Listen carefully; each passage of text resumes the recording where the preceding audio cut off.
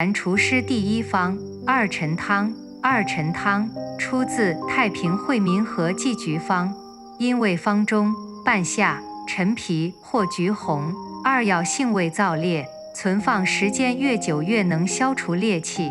起到温中化痰而不燥烈之用，故名二陈汤。组方构成：由半夏用沸水洗7次，橘红各9克，白茯苓9克，炙甘草5克，加生姜7片。乌梅1个组成，水煎服，功能主治燥湿化痰、理气和中，主治湿痰咳嗽、痰多色白、胸膈胀满、恶心呕吐等症，常用于治疗支气管炎、肺炎、支气管哮喘、慢性胃炎、胃溃疡、呕吐及中风湿语、胆囊炎、小儿流涎、痛经、闭经等病症。衍生方剂：去掉生姜、乌梅，加白檀香、砂仁，叫做香砂二陈汤，能温中和胃，治疗痰多咳嗽、胸膈满闷、恶心呕吐、食欲差等情况。